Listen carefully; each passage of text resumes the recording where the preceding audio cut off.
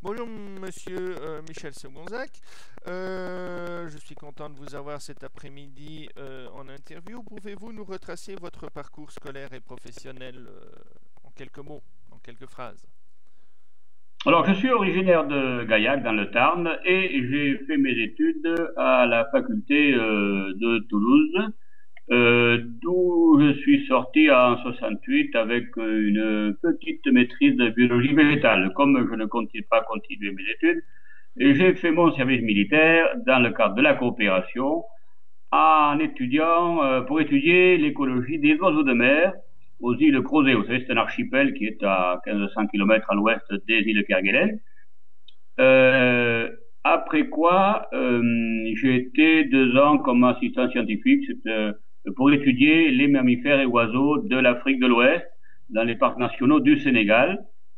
Et le hasard m'a conduit à l'Ifremer en 74 on m'avait appelé pour monter et gérer un laboratoire, un centre de tri biologique pour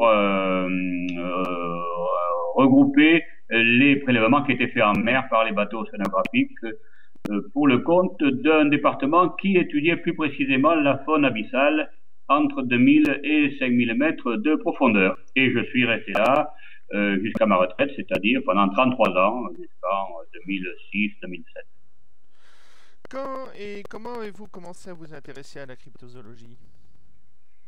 Alors la cryptozoologie, j'en avais entendu un petit peu parler avant ma rencontre avec Florent Barrère, comme j'étais au muséum au moment où il présentait une conférence sur le calmar géant sur lequel il travaillait.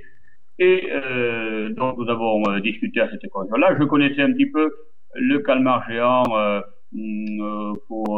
parce que j'avais dû répondre à certaines questions de journalistes à l'époque à l'Ifremer.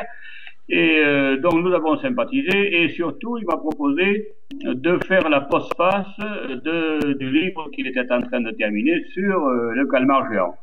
Et à la suite de ça, je crois que c'était il y a 2 ans, il m'a proposé de venir au colloque que vous organisez chaque année à Dinan. Et c'est comme ça que j'ai pu m'intéresser de plus près à la cryptozoologie. Quelle serait votre définition de la cryptozoologie? Oh, je crois que ma définition est probablement proche de celle des grands cryptozoologues que vous êtes, comme Florent Barrère, Michel Reynal, ou également un vieux collègue avec qui on avait beaucoup parlé, c'était Benoît Grison. Donc pour moi, c'est justement cette partie de la biologie, de la zoologie qui s'intéresse aux animaux dont qu'on ne connaît que par des témoignages anciens ou récents. Et que voilà, la recherche, c'est un petit peu de la recherche zoologique, mais également anthropologique, c'est-à-dire qu'il faut interroger les gens pour avoir le maximum de chances de trouver ces animaux mystérieux qu'on ne connaît que par des témoignages plus ou moins fiables d'ailleurs, par le passé ou plus récemment. Quels sont vos sujets d'études ou de recherche préférés? Voilà, oui. Oh, j'ai beaucoup aimé les sujets de recherche qui m'ont amené à étudier aussi bien les oiseaux des terres australes que les mammifères africains lorsque j'étais dans les parcs nationaux de l'Union Colocoma. Et également, alors plus longuement, au département environnement profond dans lequel je travaillais, donc à l'Ifremer à Brest. Et là, il est vrai que c'est un travail passionnant. Pourquoi? Parce que on est un petit peu à la pointe de la recherche grâce à une technologie très sophistiquée. Quand on va, il faut prendre des bateaux super équipés pour aller étudier les communautés profondes. Et plus récemment, j'ai eu la chance d'être au début de l'ère des sous-marins de poche comme la Siana, le Nautil, avec qui, grâce auquel on a pu non seulement récolter, mais observer directement des communautés profondes, puisqu'on étudiait ces animaux, ces communautés entre 2000 et 5000 mètres de profondeur.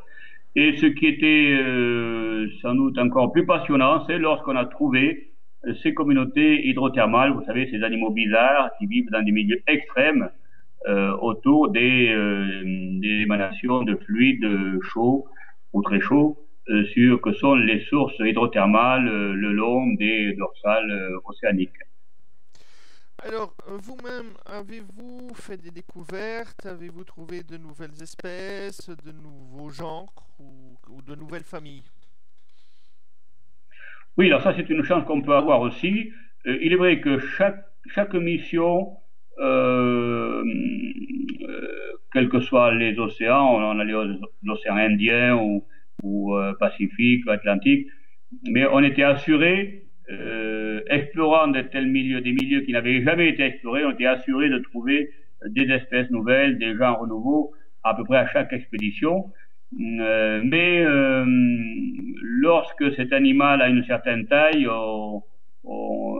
c'est sûr que c'est une grande chance. Et j'ai eu cette chance, notamment en 2005-2006, de découvrir un animal que je n'avais jamais vu ailleurs, qu'on n'avait jamais vu ailleurs, lorsque j'étais invité par une équipe de généticiens américains à 1500 km au sud de l'île de Pâques, et c'était donc une nouvelle communauté hydrothermale qui n'avait jamais été explorée et qu'on allait étudier. Et là, à 2300 mètres de profondeur, donc lors de ma première plongée avec le sous-marin Alvin, le sous-marin des Américains, là j'ai vu un animal tout à fait particulier qu'on n'avait jamais vu, qu'on a eu la chance de récolter parce que ce n'est pas toujours facile. Et là, c'était un animal effectivement tout à fait remarquable, un crustacé de 15 cm de long, avec de longues appendices recouverts de soie, blanc, un animal aveugle, et qui était carrément une famille nouvelle, confirmée par les analyses génétiques. Mais alors cet animal a eu un impact médiatique incroyable, dû à quoi on ne sait pas trop, mais tous les médias, radio, télévision, magazines, revues scientifiques se sont emparés de cette découverte. Alors c'est très étonnant parce que quelques années auparavant, j'avais récolté au milieu de l'Atlantique, sur la dorsale médio-atlantique, une source hydrothermale aussi qui était à 3500 mètres de profondeur, dans une nasse, un animal, c'était une langoustine, très bel animal, rouge-orangé, et c'était la langoustine la plus profonde du monde. Bon, et là, alors est-ce que c'est parce qu'elle n'avait pas un poil sur le caillou? Je ne sais pas, mais en tout cas, elle n'a eu aucun impact médiatique à part la publication, la description que nous avons faite, et c'était une espèce nouvelle. Et voilà, alors là, dans ces cas-là, l'émotion est toujours la même, de pouvoir découvrir un tel animal.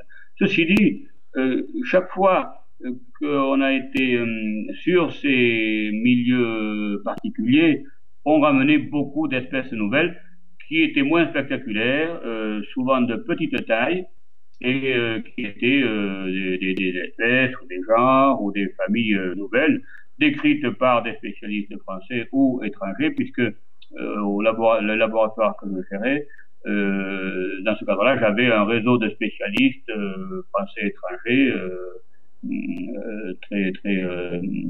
très dense, spécialistes qui sont des taxonomistes, c'est-à-dire c'est à eux qu'on envoie ce matériel pour qu'ils décrivent ces espèces nouvelles. Ce sont des taxonomistes, des systématiciens qui ont la fonction de décrire, alors selon, ça peut être pour des crustacés, des crevettes, spécialistes de crabes, spécialistes de vers, etc.